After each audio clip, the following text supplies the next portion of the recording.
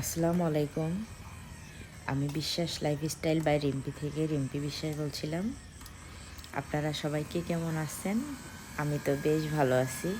তো আজকে আবারও আমার আরেকটি ভিডিও নিয়ে আপনাদের সামনে চলে আসলাম। তো চলেন দেখি ভিডিওটা কি। আমরা কিছুদিন আগে বারবিকিউ করেছিলাম আমাদের পুকুরে। তো সেখানে একটু সামান্য পরিমাণ ভিডিও করে রেখেছিলাম। তো দেখি সেটাই আমরা শেয়ার করব। তো চলেন, এখানে আমি বারবিকিউ করেছিলাম ফার্মের মুরগি আর হচ্ছে তেলাপিয়া মাছ। তো এখানে এসে অনেকক্ষণ সময় লেগে গেল কয়লা তৈরি করতে, কারণ আগে থেকে যেহেতু প্রস্তুতি ছিল না। তো সেই কারণে ছোট ছোট কাঠ কেটে তেল দিয়ে এই যে বাতাস দিয়ে অনেকক্ষণ সময় লেগেছে কয়লা তৈরি করতে। এখানে আমাদের আসাদুল ভাই পর্যাপ্ত চেষ্টা চালাচ্ছে, তার যত রকম বুদ্ধি আছে কয়লা বানানোর জন্য, কিন্তু কয়লা হতে আমাদের অনেক সময় লেগেছে। পরে হচ্ছে যেটার উপরে আমরা মাংসগুলো দিতাম সেইটা নেটের উপরে ধরে লাগছিল। পরে আমার অনেক আগের একটা বারবিকিউ স্ট্যান্ড ছিল, সেটা দিয়ে হচ্ছে আমরা এখন মুরগির মাংসগুলো দিয়ে দিচ্ছি এগুলো হওয়ার জন্য, আর অন্য সাইডে মাছগুলো দিব। এটা ভিডিও আকারে ছাড়বো এরকম কোনো প্রস্তুতি ছিল না, তাই মাছ বা মাংসের ম্যারিনেশন করার ভিডিওটা আমি আসলে ধারণ করিনি। আজকে দেখতে দেখতে ভিডিওটা চলে আসলো, তো ভাবলাম যে আপনাদের সাথে একটু শেয়ার করি। নেক্সট টাইম আমি বারবিকিউ ম্যারিনেশন থেকে শুরু করে প্রত্যেকটা প্রসেস ভিডিও করে আপনাদের সাথে শেয়ার করব। তো এখানে রাতের বেলাতে কেউ ছিল না, শুধু আমি, অর্ণ, লিসা, ওর আব্বু, আসাদুল ভাই, এই কয়জনই ছিলাম।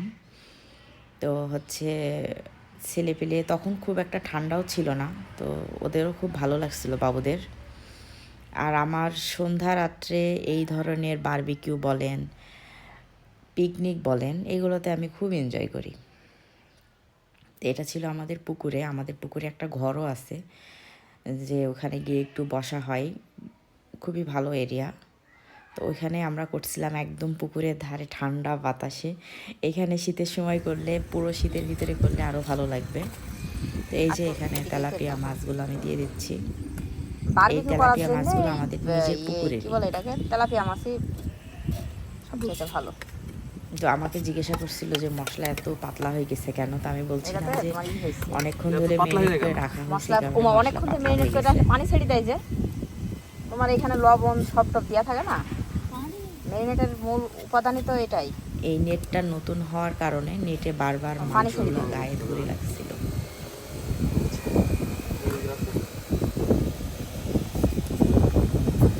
তো এখানে আস্তে আস্তে হতে থাকুক, আর আমাদের এই যে দেখেন মনোরম দৃশ্য। আসলে এটা দেখে মনে হচ্ছে জোনাকি পোকার আলো, কিন্তু না।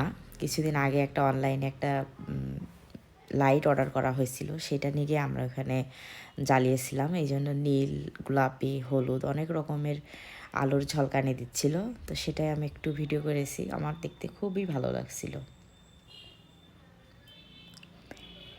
এরকম কিছু কিছু জায়গাতে গিয়ে যদি ছেলেদের নিয়ে, আমার বিশেষ করে আমার ছেলে মেয়েকে নিয়ে যদি আমি এরকম বারবিকিউ করি, পিকনিক করি, ওরা এত যে খুশি হয়, কিন্তু দুঃখের বিষয় ওদের সেভাবে সময় দেওয়া হয় না। চারিদিক পুরোই অন্ধকার, আর আমরা এখানে বসে বসে বারবিকিউ করছিলাম। আর এই যে আমার লিসামা, সে তো চুপচাপ বসে আছে, আর গাছের এই যে আলোগুলো ও বারবার টুকি মেরি মেরি দেখছিল।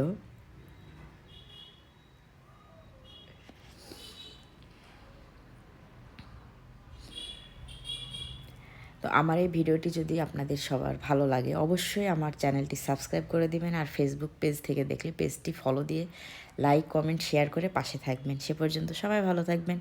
আল্লাহ হাফেজ। আসসালামু আলাইকুম।